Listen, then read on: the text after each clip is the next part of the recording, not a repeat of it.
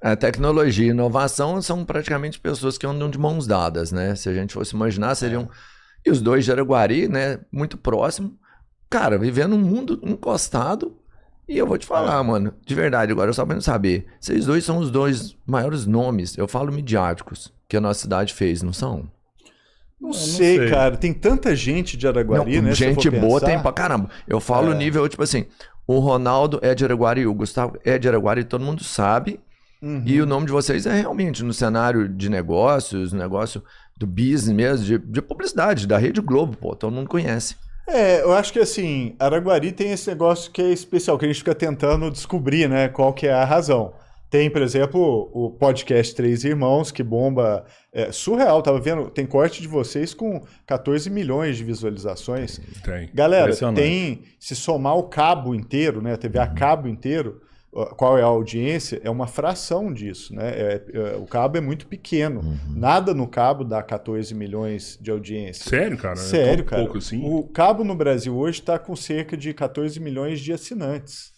Então você imagina só o tamanho do cabo perto do tamanho do Brasil. É muito pouco. E é uma mídia que todo ano que passa vai perdendo um pouco de assinantes. Então isso é uma coisa não só aqui no Brasil, mas no mundo inteiro. Nos Estados Unidos é a mesma coisa, em outros mercados. Por quê? Porque o streaming, né, chegou com força total e a competição com a internet, toda a oferta que tem na rede. Então você ter hoje 14 milhões de visualizações em qualquer coisa é muito excepcional, você entendeu? E é massa ver isso, assim, um podcast feito em Araguari que tem o alcance que vocês estão conseguindo. Então, e com gente de altíssimo nível, né? Eu tenho visto vocês. Eu tenho visto cortes vindo de lugares completamente diferentes. Cara, dos Três Irmãos aqui. Eu acho que a gente tem essa parada do mineirinho, assim, de...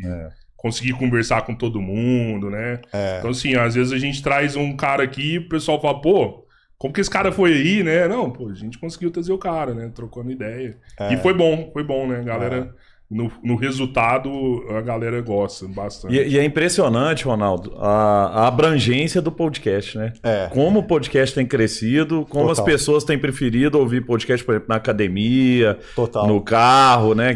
Esse ponto é importante, porque de todas as mídias, né, uma das que mais tem crescido é podcast, né? Se for pensar.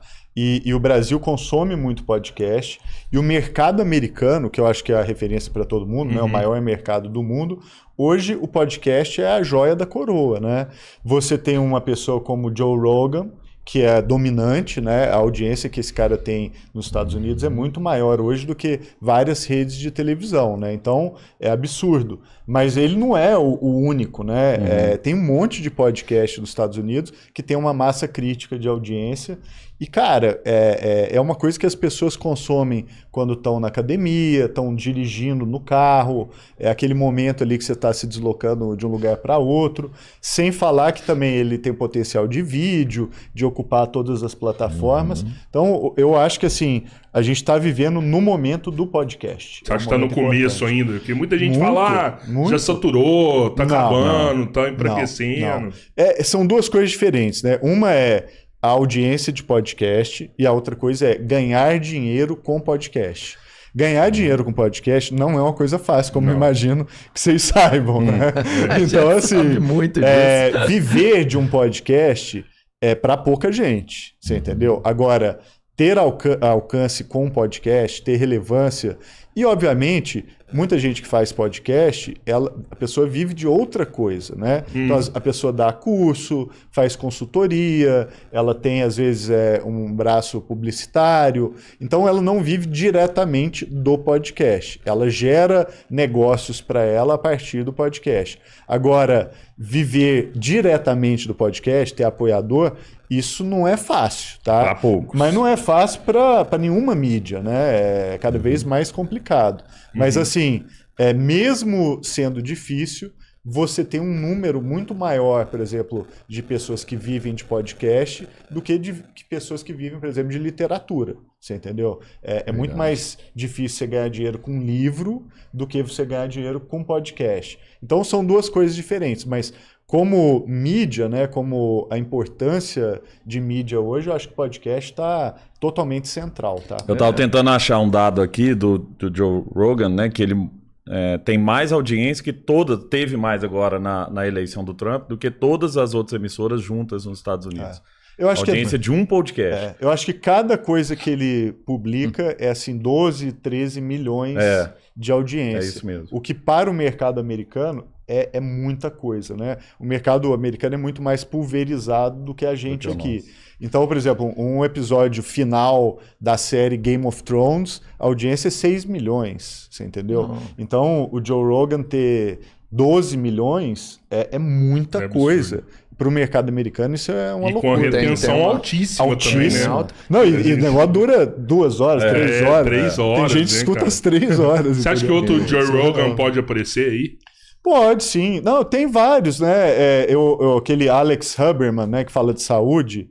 Esse cara é interessante, o Huberman Labs lá, que é um neurocientista que fala muito de como é que você tem que se alimentar, fazer exercício. Ele tá indo bem. O Lex Fridman também, que faz muita entrevista de tecnologia, inclusive em profundidade. Essa galera tem não é igual ao Joe Rogan, mas tá ali também e tem audiências que são muito grandes, né? Então, vocês falaram do Joe Rogan, falando na eleição e do tempo que ele tem.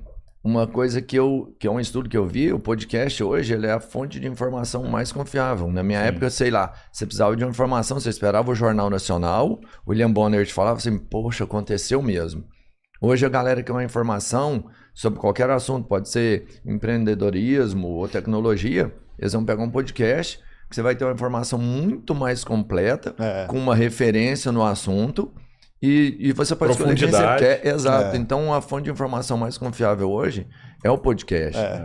E o que me preocupa, porque com a IA, eu imagino que um monte de gente vai começar a fazer isso, com um monte de gente do outro lado aí que nem... O IA sabe muita coisa. E hoje tem produtor de podcast via IA. Então, você pode produzir um podcast inteiro por inteligência artificial. Com áudio e tudo. Agora tem um ponto interessante do que a gente está trazendo aqui, né? A gente está vivendo na era dos nichos, que a gente, cada vez mais, os nichos têm escala. Antigamente o cara que dava aula de culinária vegana em Araguari, ele tinha um mercado, o Total Addressable Market, né? O mercado total dele era de 100 pessoas. E nisso ele conseguia converter 3. Agora o cara vai para a internet...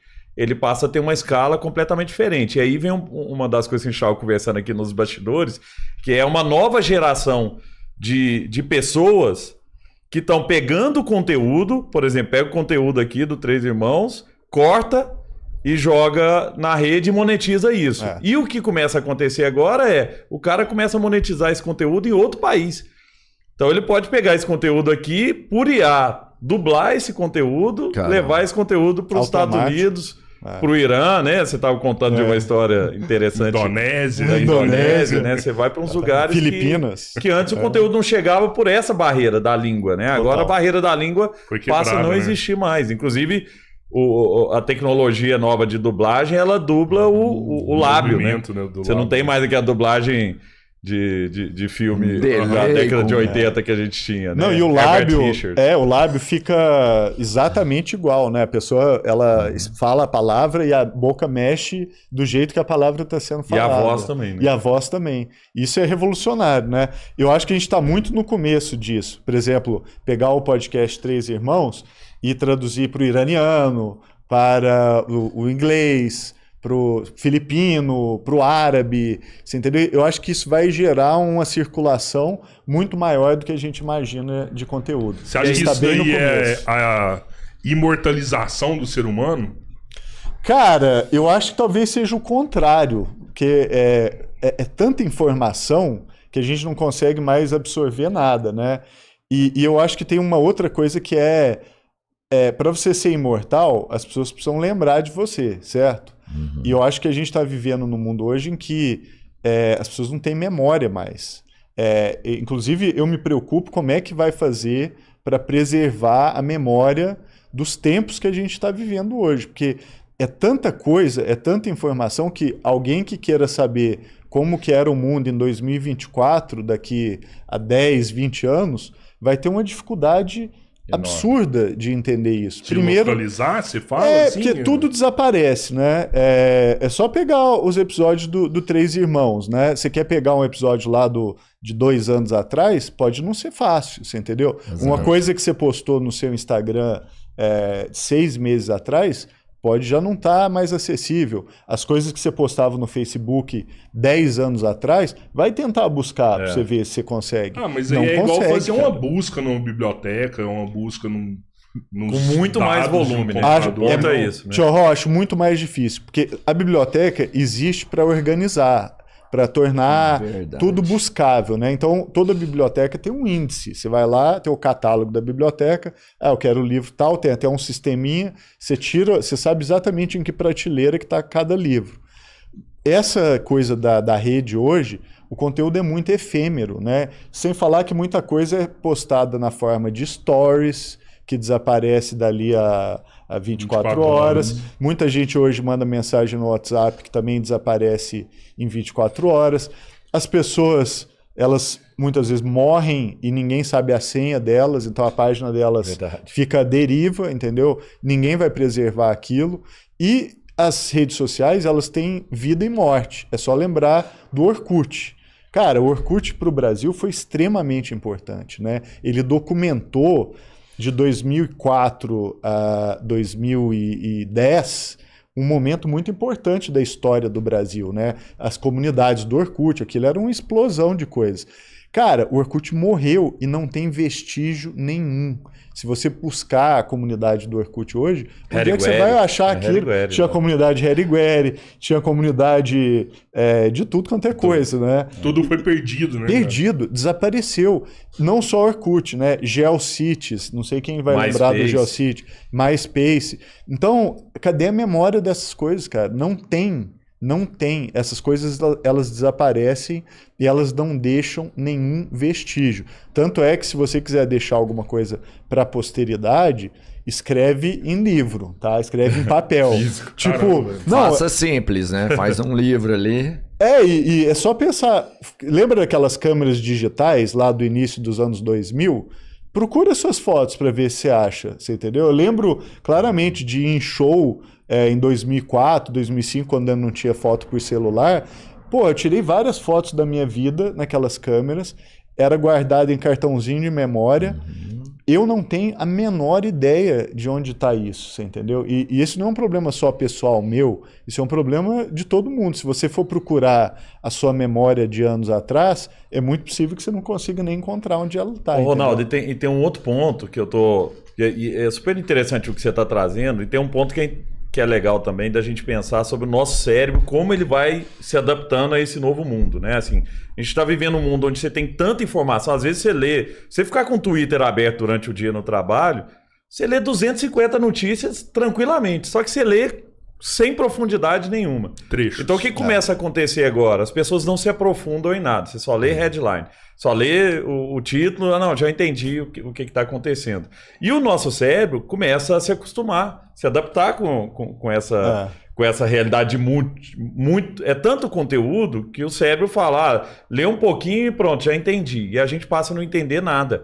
E aí, à medida que você tem dispositivos conectados o tempo inteiro, você não precisa decorar mais nada. Aí pensa o seguinte, quando surgiu a calculadora,